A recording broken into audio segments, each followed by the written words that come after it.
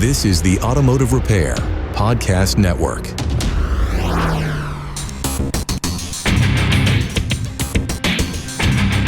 Welcome, everyone, to yet another episode of Diagnosing the Aftermarket A to Z. I'm Matt Fonslow, and if you're not with me, then you are my enemy. That and more after a word from our sponsors. Tired of guesswork in your auto diagnostics? Need to pinpoint faults quickly and accurately? Picoscope will turn your PC into a powerful diagnostic tool. See live waveforms from sensors, injectors, and ignition systems. See the problem? Solve it faster. Visit picoauto.com. That's Pico auto.com. Autel delivers award-winning automotive diagnostic tools trusted by technicians across North America. Backed by Autel North America experts in sales, training, and technical support. From drivability diagnostics and TPMS service to ADAS and advanced safety systems, Autel helps technicians follow OEM procedures and repair with confidence. Learn more at autel.com. Sponsored by Independent Wrench Jobs, tech-only jobs, no runaround. Built by Technician Find, helping tech since 2017. Join free at independentwrenchjobs.com. All right, well, I'd like to welcome back to the podcast our number one requested guest, Margaret Light, a licensed marriage and family therapist and also the president of Equilibrium Therapy Services here in Minnesota. And you cover Wisconsin, and you've thus expanded beyond the double state area? I mean, Minnesota and Wisconsin, whatever we call that. Yes. I didn't know if you made it up to Canada or Iowa. They need a lot of help down there. There's this guy. There's a guy. There's always a guy. He's a friend. Well, he was. Now maybe he's not anymore, but we were friends. Until you told him he needed therapy. Well, he's just finding out now if he's listening. Well, thank you for having me back. Of course. I'm happy you still come on, even though you put up with so much of my stuff. It's okay. We're working on it. We're trying a new thing where I exert less effort, so everyone might be really disappointed. Take a page out of my book. Right. Yeah. If you can't beat them, you join them. And so we're going to try that today. It's working like gangbusters. But yeah, Minnesota, the last couple months has had some excitement, if you will, with some federal agencies. What really drove me to really want to sit down with you and talk about this is that there's no way we can put the politics part aside, but without necessarily choosing one side or the other, which in my mind right away is kind of sickening, one side or the other. I was just kind of blown away by how differently people and right or wrong, good or bad, view and process the same event almost 180 degrees differently. I'm not scared to talk about anything in depth or my thoughts on it. I guess that's not what I'm trying to avoid. How somebody saw that was usually closely related to their ideologies, specifically political ideologies. It blows my mind. And then a couple of the conversations I would get involved with. And I'm probably guilty of being somewhat generalized and overgeneralized as a whole. And I don't want to say overgeneralized as in general. I feel like I try to take into account a lot and as much as I can, and things get fuzzy then. And I don't mean fuzzy so much out of focus, but it starts getting homogenized to me. And making certain comments or posting responses to people, regardless of their political leanings or how they viewed that video, viewed my responses as against them, even though I would argue many of the times I was agreeing with them. It's disheartening, it's disappointing, it's frustrating, and it's stuff we see day in and day out before all this happened, but it just got really ramped up after these events with ICE and really the Border Patrol. So CBP, that's where we really started to see a lot of this bubble up again. Minnesota's had a few of these events in the past too, as well as the country in general. In a way, nothing new, but I just felt like it's a good reason to sit down with you again. Another tragedy. So then we get to sit down and talk about it. Yeah, that's usually when people seek therapists out, right? I mean, people don't come find us when they're happy, unfortunately. But yeah, I mean, as an article I read said, Minnesota has sort of become the center of the universe here this winter, or the center of everything. And I think, like, you're hardly alone.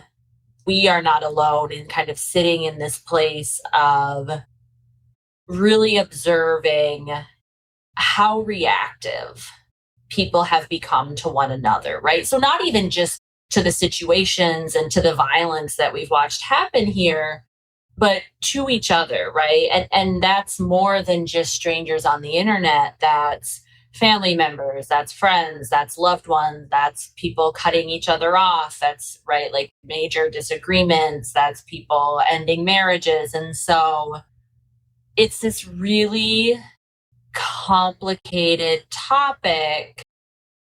And sometimes it's useful to differentiate. Are we talking about policies? Are we talking about how people are talking about this? Are we talking about fundamental values? It's a tricky space of, yes, right, two people watch the same video and have very different reactions. And why is that? This is a thing as a therapist, right? Like, people have been bringing to me this entire time, right? I've had some version of this conversation a million times now. And it isn't my role to tell people what to think, right? It isn't my role to try and tell people how to vote or what policies to support. But what I can do is help people really look at, how am I thinking of this and about this? And does my thinking make sense? And then what is the impact of that? And so I think that's an interesting space to sort of occupy, of if we can pause or sort of hold, right? We don't have to forget everything, but if we can hold the policies for a minute and focus on how we're thinking, I wonder if it's possible for us to get a little traction there, looking at kind of those underlying processes. And so I guess that's sort of my default when folks bring this up to me. And to some degree, I think that actually works really well socially, right? I was thinking about today, there's been a lot of discussion about how people communicate, right? For years now, we've really been talking about this with our political leaders of, what do they say and is that acceptable? And there's a lot of debate about good or bad, right or wrong. The question I haven't heard asked, and I'm sure somebody somewhere has asked it, but if your spouse spoke to you the way some of our political leaders are speaking to their constituents or to our citizens or even to people who aren't citizens, like, would you be okay with that? Like, is that a marriage you want to be in? And I think a lot of us, I like to think, could probably come back with, nope, this doesn't look like very much fun. Yeah, relationships, be it like intimate or, like you said, a spouse or a significant other, a friend, a coworker. And that's how I view a lot of our leaders, is they are kind of coworkers, and they don't have to necessarily agree on how to get something done or the philosophy behind it. But fundamentally, you would think there's a genuine baseline respect that you both are trying, or groups or both individuals, however you want to see it, are there operating in the best interest that they can or think for their given district or region, something like that. This will probably be interpreted as how my political leanings are. Although I think I've been pretty open that I think I go one way or the other, depending on the specific topic or subject. I saw a clip, and I get a lot of clips, right? And they're just kind of always running, and I like to think about them. But it was Barack Obama. Was he president at the time? He might have been former. I think he's still president, actually. John McCain had passed away. Senator John McCain had passed away. And they would talk, right? They would exchange barbs. There was a certain level of respect that each had. I think partly as a joke, like fun and ribbing a little bit, but Senator McCain requested that Barack maybe President Obama at the time, please speak at his funeral. The gig was you have to stand up in front of a lot of people and say some nice things about me. Ha ha ha. Ha. But it wasn't hard for him to do because even though they disagreed on a lot of things, there was a certain level of respect for one another.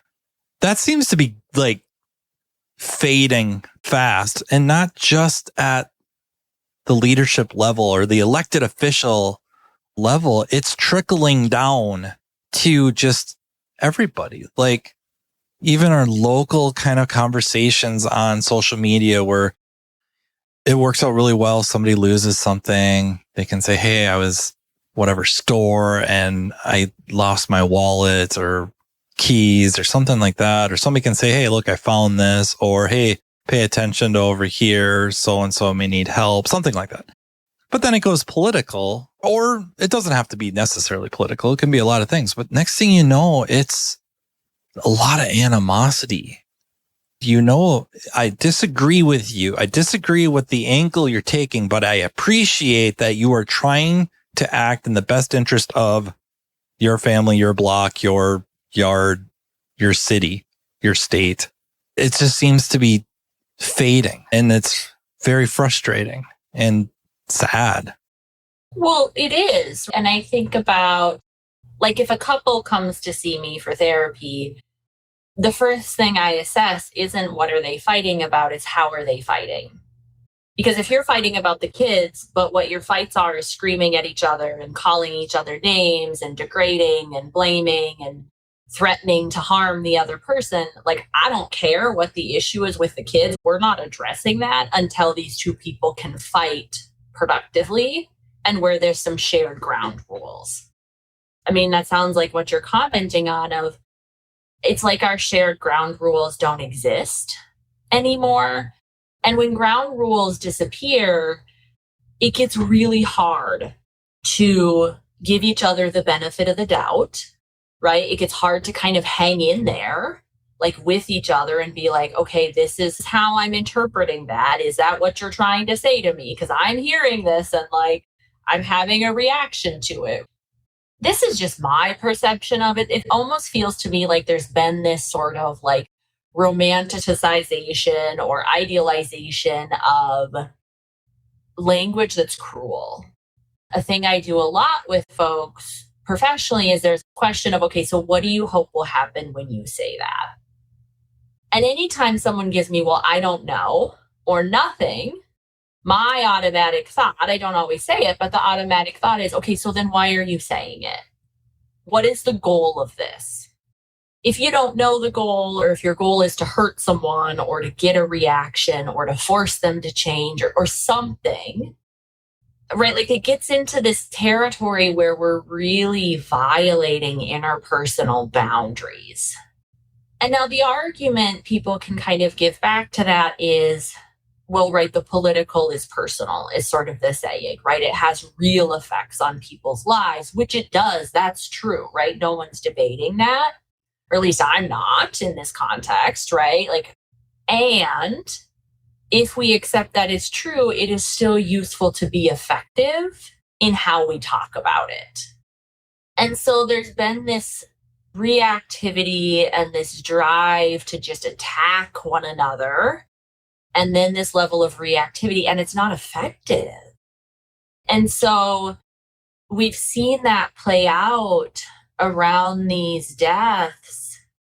And we can watch or read or whatever you're doing, blaming, shaming, justifying, rationalizing, all or nothing thinking, all the shoulds, right? Like, it's like the therapist's laundry list of cognitive distortions that I hand out to people. Like I literally have a printout and I can check off every box here. I think there's a lot of the cognitive categorizations, I guess, or I don't want to say afflictions.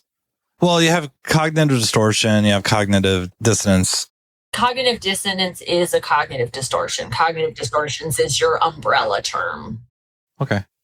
You were saying that. It just makes me think, and probably why I get categorized as being overgeneralizing or obtuse with some of my statements or comments. But it's hard for me not to see the hypocrisy of, on one hand, you will use harsh language, condescension, shaming, heavy shaming, name calling, whatever, to get a reaction out of somebody. And then you get the reaction and then switch the roles of now justifying what you're doing, thinking, saying.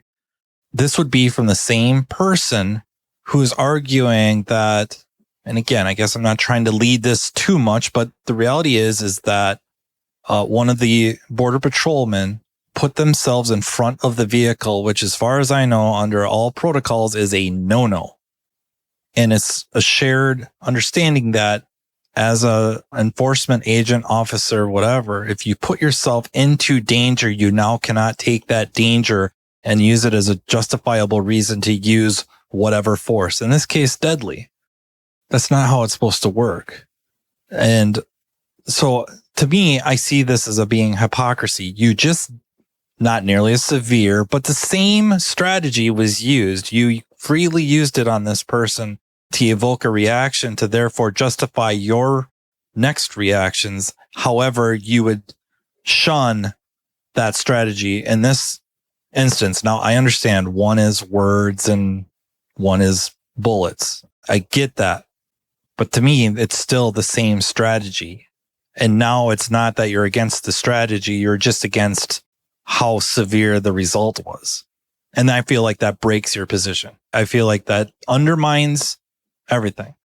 And I find that to be a distortion. And maybe it's my distortion and I feel like I'm open to having that pointed out because I want to know it so I can address it in my own head. But that's the kind of stuff we're seeing is the rules that you're okay playing by depend heavily on who's playing the game or which game we're playing. And so part of, I think, what we're looking at there is, yes, justification and rationalization, right? I'm allowed to do this to you because X, Y, Z. Never mind if the thing I'm doing in the first place has integrity or displays basic respect, or right, all of these things. So that is distorted thinking. But there's also this thing that happens of like deflection. I think to think about sometimes is it's not that we all have to be perfect.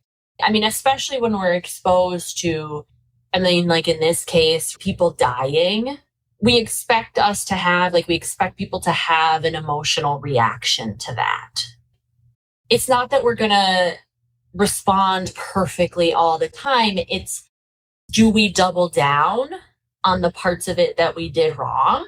Like, do I now justify my name calling because I was upset? Or do I say, you know what, you're right. I don't want to behave that way. So it was wrong for me to call you a name. And, right, like I can own that. And it doesn't change the fact that I still have a major problem with what I just watched. And that is still a valid point and still a thing we need to discuss, like as a group. What we see sometimes is people will say, well, I don't have to listen to you because you said that badly. You cannot like how someone says it. They can even have been blatantly disrespectful. And it's okay to say, hey, I'm not okay with that. And I expect accountability for that. And we still need to get back to the issue. And so it's this balance of, can we hold both? Instead of this black or white, only one gets to be true, can we hold both? And so to your point, like in this video, the first shooting, we can hold the idea of, sure, this officer could have felt afraid. Like that could have been true. I'm not in his head. And I can hold as equally true, I don't want people to die who don't actually need to. Both get to be true. And if we can operate from that perspective, I think then we have the opportunity to talk about, so what does that mean? What are our expectations for law enforcement? What is our expectations for our leaders? What do we want to see in our community? Right? A really basic empathy exercise is, if that was my child in either one of those roles, how would I feel? And it gets really messy really quickly when we start doing that. And so if we acknowledge that, can we talk about it differently? Yeah, I couldn't agree more, especially like the being able to hold more than one thought at once, or one or more truths at once. And I know true can be we can play with that word a little bit, but in general, in the spirit of the conversation, I think we can hold multiple truths to be acceptable. Like, should she have followed the orders? Yep. Did she? No. And I think for truths, I actually think we can play with that a little bit, because sometimes what we're talking about with truths is individual perspectives and experiences. I'm not in a place to say so-and-so shouldn't have felt afraid. Like, that's not mine to decide, right? Like, I don't get to dictate someone else's feelings. Like, I watched the video as a woman. If I had men coming at me, screaming at me to get out of the car, I'm going to be honest, my first instinct as a woman is not to listen to that. That looks like a really bad scenario for me to like expose myself to. Like, I'm not doing it.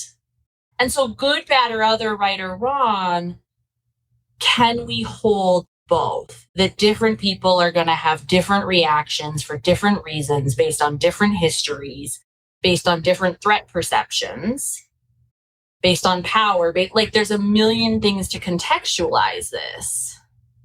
And even should is a cognitive distortion, because we're passing a judgment on someone else. I was going to kind of say that. Well, it is. And should is different than standards of conduct, right? Like, as professionals, people have standards of conduct and rules we uphold and ethics and laws and all that stuff. But should is an interpersonal thing, right? That's a judgment. That's personal belief. I don't get to decide that for someone else. The piece that's been interesting is, I think some of the discussion about professional conduct or expectations gets lost in all of the back and forth and argument and entrenchment and defensiveness. And we don't even seem to have that discussion. Is your shop ready for the electric vehicle revolution? Don't get left behind. The Pico Scope EV Kit is your all-in-one solution. Diagnose any electric or hybrid vehicle, from high-voltage batteries to complex communication systems. With guided tests and pinpoint accuracy, you'll tackle more jobs and boost your bottom line. This isn't just a tool, it's your future. Be the expert in EV repair. Visit picoauto.com to future-proof your shop today. That's PICOauto.com. This episode of Diagnosing the Aftermarket A to Z is brought to you by Autel. Autel is a global developer and manufacturer of award-winning professional automotive diagnostic tools and service equipment, trusted by technicians, educators, and shop owners across North America. With diagnostics at their core, Autel's real-world solutions support repair workflows ranging from full-system vehicle diagnostics to servicing the most advanced automotive technologies. What sets Autel North America apart is the team behind the tools. Dedicated experts across sales, training, and technical support, each bringing deep, hands-on experience supporting professional technicians. When questions arise, you're working with people who understand the vehicles, the procedures, and the real-world demands of modern repair. Whether diagnosing complex drivability concerns, servicing TPMS systems, validating repairs, or working with ADAS and advanced safety technologies, Autel tools are engineered to support accurate, efficient repairs in strict accordance with OEM procedures and standards. To learn more about Autel and their diagnostic solutions, visit autel.com, AUTEL.com. Ever feel like you've got to play politics just to get fed? One guy gets the gravy, you get the garbage, and then the ad says, "Create culture." Independent Wrench Jobs is a new, tech-only community to help you find better independent shops. Fair dispatch, steady work, real leadership. No games. Start with the free salary survey for your city. Shop-by-shop pay, perks, and benefits before you waste another interview. And if you're applying now, use Autotech Resume Pro to generate a resume and shop-specific cover letter in about 2 minutes. Built by Technician Find, serving the industry since 2017. Join free at independentwrenchjobs.com. A lot of times I talk about systems, environments, and stuff like that. People that I would say know me and converse with me often already know that that's a piece of my thought, not the entire thought. That again, can we hold multiple thoughts at once or multiple truths at once? That one, there's a clear system flaw. There's a flaw in protocol or training or whatever, that the system is not functioning the way it needs to work. That I'm not saying that then immediately excuses individuals from making individual decisions. Sometimes it gets exhausting having to just try to help people, give you the latitude to have layers to your thoughts or positions. Like, okay, just because I said that doesn't omit this, but these both can be true. And if one isn't fixed, like, you can remove the individual, deal with them. However, the system will virtually guarantee a similar situation will arise. If we think about having these discussions online or with friends or with family or with whoever, there is a level of skill in being able to even agree or be explicit about, like, what are we talking about and why? Because different brains go different places, right? I just had this discussion with someone the other day of, like, my brain goes so broad that I think it can feel really overwhelming for folks. And so even being able to know our own tendencies, right? So if someone wants to talk about this, okay, like, so what is the goal of that discussion? Are we wanting to talk about this specific incident? Are we wanting to talk about the systemic and, like, contextual factors here? Are we wanting to talk about our emotional reactions to it? Am I wanting support around this? Am I afraid? Like, what is the goal of this discussion? Because I do think there's a thing that happens where a topic gets brought up, but nobody clarifies why. And so we can be having 2 or 3 or 4 very different conversations where then the responses don't make sense to us, or they feel misattuned or off in some way because no one has said, wait. I'm sure many of the listeners are wondering, how the heck does this relate to the shop? Or I think it absolutely relates to us as individuals, right? It's how we operate, starting with confirmation bias all the way through just cognitive distortion. That understanding, even conceptually, the mechanics of these things help you interact at work, where you also have similar situations of seeing the same exact thing differently. I'm not talking about like waveforms and scan data. I'm talking about situations and perspectives. Like, management, the owner, can see an incident one way, and it's that way. And someone else in the back who maybe wasn't involved, they see it completely differently. And then whoever's involved, I think if everyone involved in that kind of is aware of the mechanics of those things, they can better reach or probably maintain their relationships, rather than it immediately be starting to become us versus them. Or just, I think, in management terms, they'd say silos would go up. I'm not sure what the therapy walls, I don't know, would immediately go up. And I don't know. I'm not saying the walls is the right term. I don't know. That I just feel like this does translate, that understanding our biases and specifically in this case, cognitive distortions, is really important, be it amongst colleagues or clients at the front counter. Like, this translates directly. Well, they're universal concepts. And so it doesn't matter if we're talking about business or personal or politics or whatever, cognitive distortions show up everywhere. How we talk to one another, the boundaries we use, our relational skills. We don't actually get to compartmentalize those into only one area of life. And truthfully, right, if you have really great relational skills at work and then you drop all those the minute you walk in the door at home, we would actually call that a problem. Like, if you're not generalizing those things, like, that's an issue. I heard this in a training and it always stuck with me. You do what you practice. And so if what you practice in your online consumption is really intense emotional reactions and responding to people impulsively and engaging in contempt, odds are you're going to do that in other places too. Like, we don't actually get to separate that from everything else. It's going to slip into our thinking. It's going to slip into how we think about our coworkers. It's going to slip into how then we talk to our coworkers. And so it does, because you do what you practice. So if that's what you're practicing, you're going to start doing it other places. That makes a lot of sense.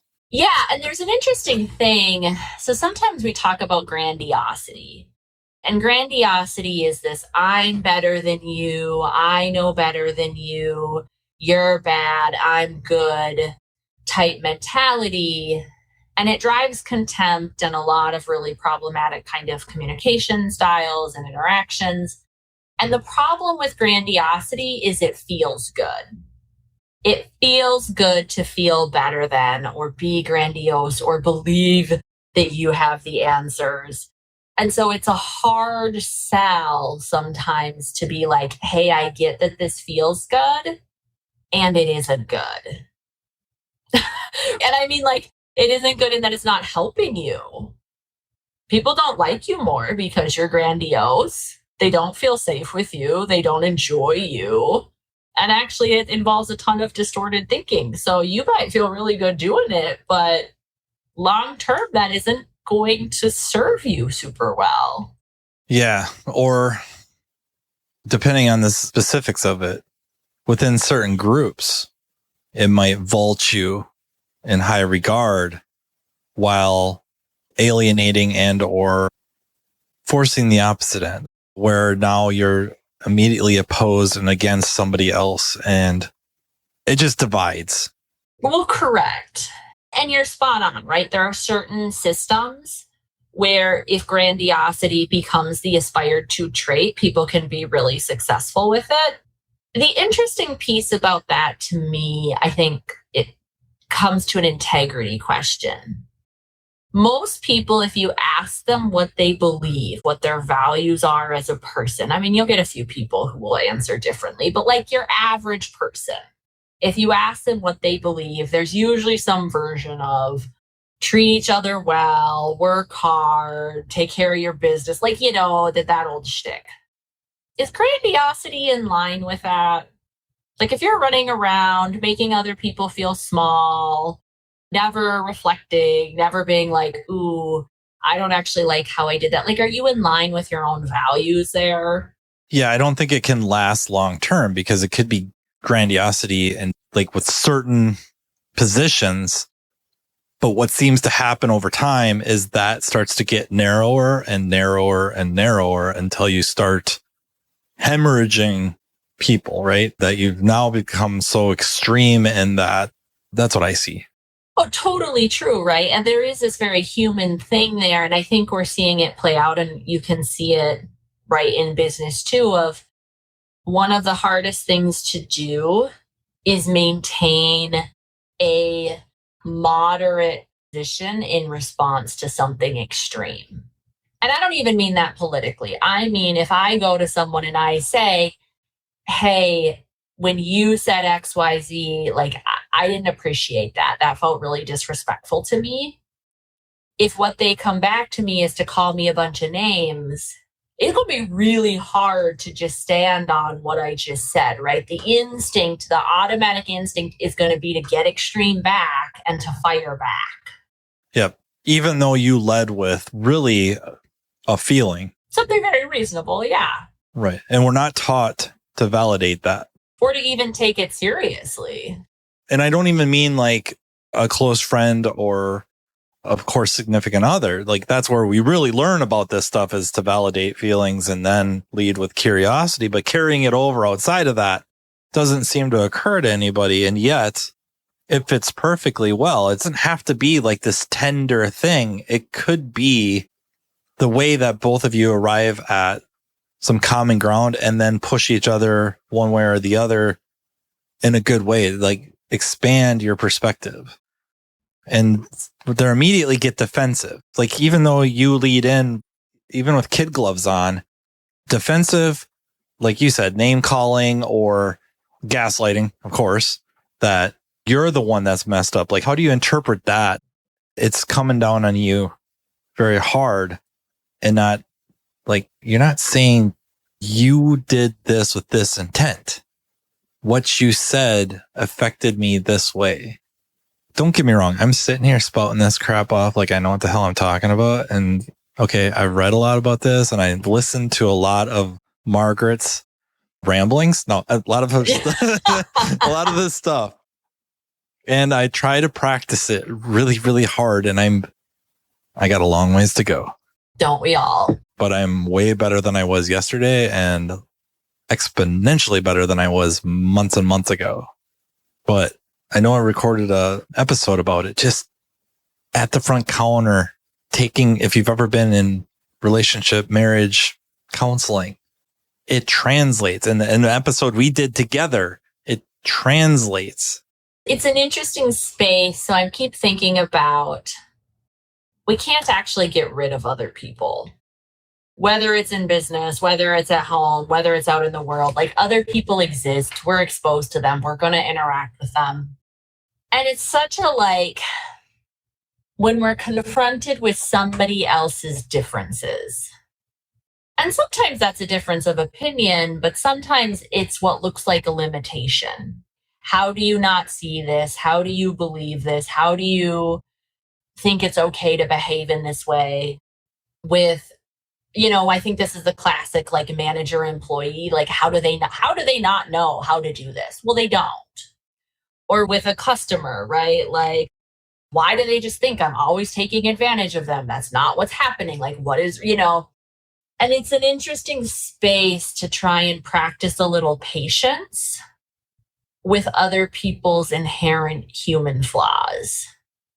So how do I not personalize this? Because if I personalize it, I'm more likely to feel attacked and offended and upset and be reactive. So how do I be like, okay, well, they're allowed to think that. They're allowed to say that. They're allowed to be in that place. Like, they're allowed to be there. And still have some expectations for, and I'm allowed to be somewhere else. I don't have to agree. I don't have to just tolerate disrespect, but I'm also not going to behave disrespectfully.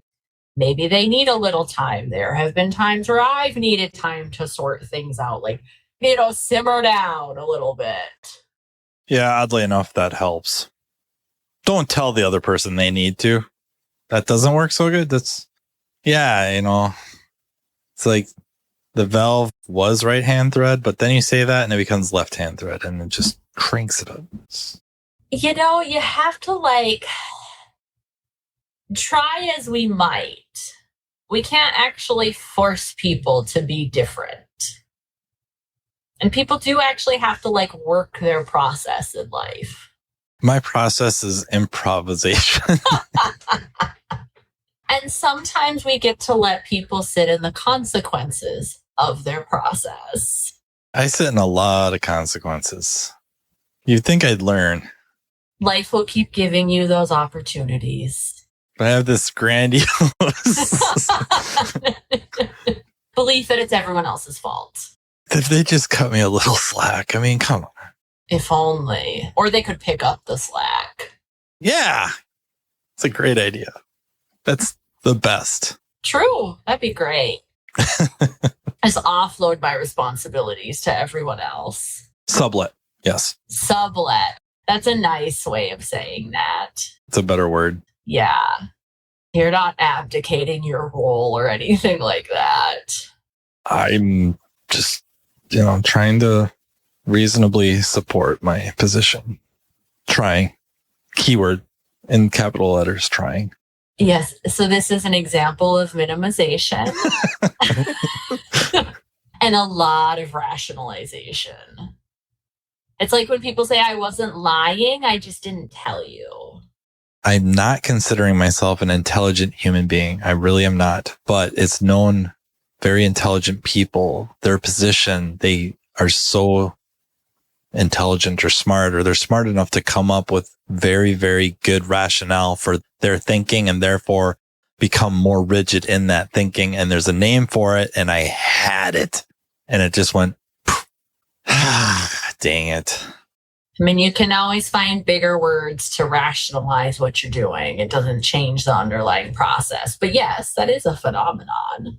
People, I think, incorrectly attribute it as Dunning-Kruger, and that's not what it is. It's something else where you can come up with, I'm sure it's confirmation bias, but it's a subsidiary of it. And you can come up with reasons not to, even in the face of evidence, overwhelming evidence, you can still manufacture almost reasonable reasons or supporting evidence to keep your position. You don't have to shift off. And there's a name for it.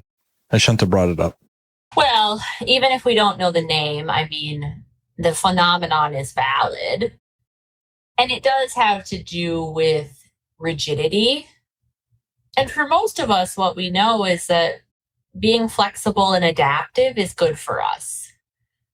I like the term intellectual humility, which is that ability to, no matter how much you know or have learned, maintain curiosity and openness and kind of recognize there's still a lot I don't know. And so what's it going to hurt me to sort of listen to this and be open to kind of analyzing it? A big motivator for me is just wanting to better understand. Legitimately, like I want to be able to see things from others' perspectives. I very much so want to understand that. I may end up totally disagreeing, but if I can just be able to kind of understand it and empathize with it, if you will, I feel like that long-term helps me because maybe you hold whatever thoughts and ideas and positions for like there's a decent reason. It could still be wrong, but it doesn't make you some evil entity. You're not nefarious because of this. It's because of experience and whatever has reinforced that position. And now just attacking you with condescension and shame is going to galvanize you. It's not going to help you move off of it or open up your perspectives. Like I don't have to get you to change your mind right then and there, but maybe I can feed a couple of things that start allowing you to move a little bit. And I think there's such a different energy to why am I offering something? Like we can sense or kind of read, if I just believe you're a bad person and wrong, the energy that I come at you with is going to be very different than like, hey, have you thought about this? Or, hey, I'm worried about this. Or, hey, like food for thought. People hardly ever respond well to sort of being bashed in the head with something. There's an interesting exercise of, have you ever really truly tried to understand another person's perspective and withheld your own, right? Like hold all of your experiences to the side and can you just track how someone else got to where they got to? Might make sense, might not be what you would do, but can you even entertain it? Of like, okay, so this is how this works for you. Fair enough. Raising resistance isn't helpful. Yeah, and usually on the outside looking in, you can watch it happen live. And again, for me, my own distortion, I'm sure, because it's kind of a should thing and it's unfortunately, it makes me seem judgy, and I don't think I am, but it must, because watching it happen live and not just the two or few engaged in it, but those standing around watching it or others involved, but not directly being okay with it or okay with one side of it. That is very disappointing. It's very frustrating to me to watch that and see that, and it's hard for me to wrap my head around it. And like what you're talking about, trying to see perspectives like that. I think one, I'd like to know how things work, but I also got there in a I feel it probably from a left field reason. I know it's out there. Are you familiar with Dr. Richard Feynman? He's a late physicist. He won a Nobel Peace Prize for physics. No, I was thinking of someone else.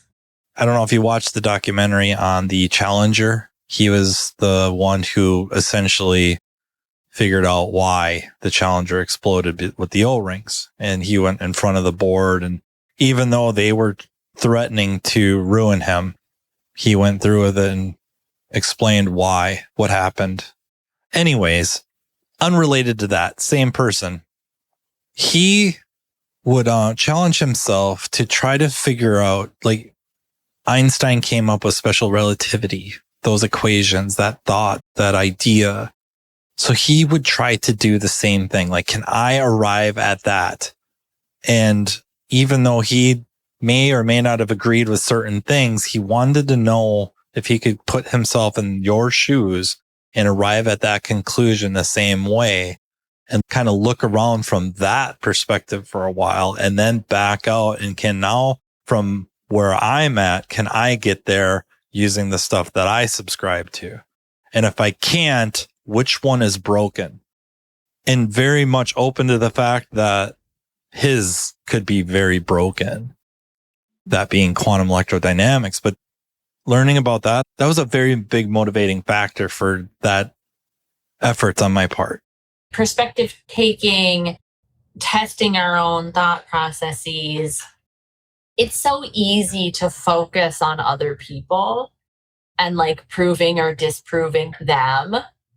And it's a totally different process to really look at ourselves and push ourselves and to really assess our own role in things, way of thinking about things.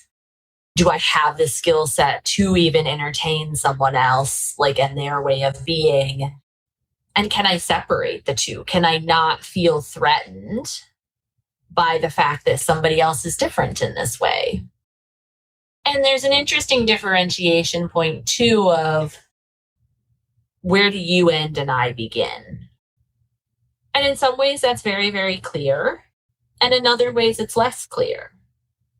Can we even get a little comfortable being uncomfortable with that, right? Like, if you see it one way or you arrive there in one way, can I tolerate sort of entertaining that? And that's kind of the secret sauce. That's the moral of the episode. It helps. It also helps us maintain control of ourselves. So if we are confronted with something we find particularly egregious or upsetting or violating, we can speak about that, right? We can talk about that. We can take action based on that and still behave in ways that are aligned with our own integrity. It's just so many directions to go.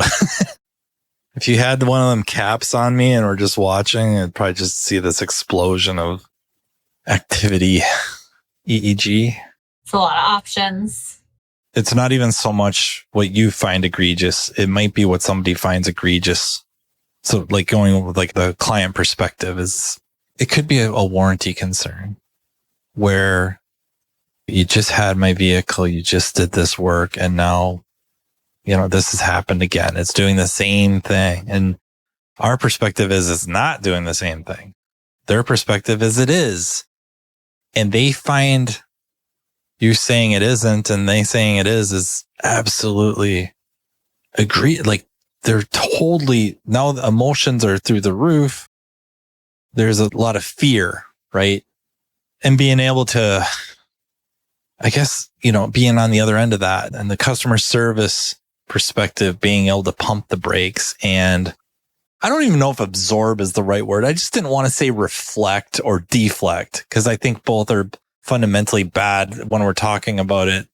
And technically, I don't know if absorbing is the right word either, but can you accept that without personalizing it and cutting them some slack with they're scared. They're scared that they've just spent a lot of money with me and I'm going to take more of their money because I did something to the car, or I'm incompetent, or every bad news magazine story about evil mechanics is now right there. They're living it. It may not be true. The trap people fall into is just making the same statements back and forth to each other. This is the same issue. No, it's not. It's this. No, I know this is the exact same thing it was doing before. No, this is a different thing. Here's how it's different. no, I had the car, like you can just state the same thing back and forth to each other for eternity. And so the question becomes, can somebody do something different here? The customer, right, if they have some assertive skills, could say, okay, pause. Explain to me how this is different because I am not getting it and I am not seeing it. So explain it to me. Like, I need you to make this make sense for me. They could totally do that, but maybe they don't have that skill. At which point, right, the person behind the counter can say, okay, tell me what the concern is. Like, tell me why you think this is the same thing, because I'm hearing that for you this is, so tell me about that. Okay, so can I track that? Can I understand it? And even asking, like, so I understand why you think it's the same thing. Are you open to hearing what we found? Like, I want to have this make sense and I want you to feel good about this. But it requires someone to do something different, potentially in the face of someone who's upset in some way, or in the face of our own emotional upset. And it pays to be a little comfortable with conflict there, right? Because technically that's some conflict, but that doesn't mean it's bad. So everybody needs to grow up with siblings. That's what I'm getting. I don't know. Did you learn to like fight productively with siblings? Because I didn't. Honestly, no, not productively. Yeah, no, me neither. By the time I was old enough to maybe start learning to fight productively, didn't spend a whole lot of time with them. So it's stuff to do. I'm around the farm. I'm not saying like out and about, but yeah, chores and responsibility stuff. Then you're never around them. So you can't really have many conflicts. Well, and I think lots of people like never have productive conflict. It's amazing how little we know. Nobody did it on purpose, but a lot of it were set up. I don't fail, but struggle at least. Right. Nobody did it on purpose. Of course, right? The vast majority of the time, that's true. Every once in a while, somebody does something on purpose, but usually not. It's a different default setting, though, if we operate from, is there something I'm missing here? Is there something I don't know or get yet? Versus being really locked in and rigid on, nope, this is the way. Very Mandalorian, but... Well, if you notice in The Mandalorian, one of them is very rigid. It's funny you said that because my opening quote was from Star Wars, Revenge of the Sith to be exact. And it was purposely linked to being cognitive distortion because it's very black and white. Very. That's funny. I mean, there is a thing, like once you start recognizing them, you see more and more of them. You're talking about Sith? No. Definitely about Sith, yeah. There's only two. They're like roaming my neighborhood currently. Yeah. Oh, man. Well, I really, really appreciate you coming on. Thank you for having me. We'll have to do this again. I have so many ideas, stuff to talk about with this stuff. Not this specifically, but just psychology, mental health. It's very, very interesting to me and also just falls in line with how things work, why people work the way they work, function the way they function, why one may do this and may do that and vice versa. And I'm not even, trying to talk about diving into just the details of their existence, but just these mechanisms that, when we say confirmation bias, like that is a monstrous umbrella term.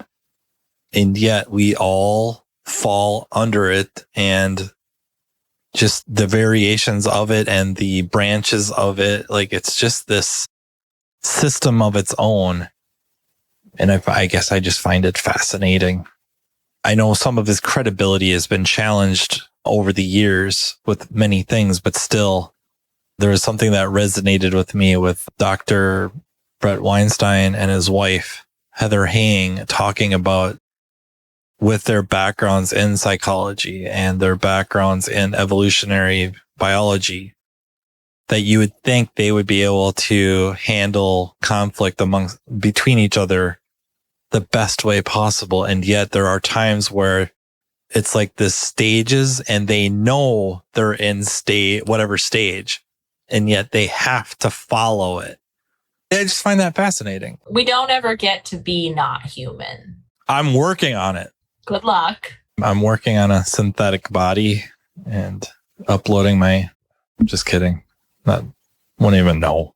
I mean, you can try, but AI has its own set of issues. Don't get me going on AI. God darn it. People use that term so loosely. All they're talking about are large language models. Ugh. Find me any tech that is free from any of this. Well, thank you again. This is Margaret Light.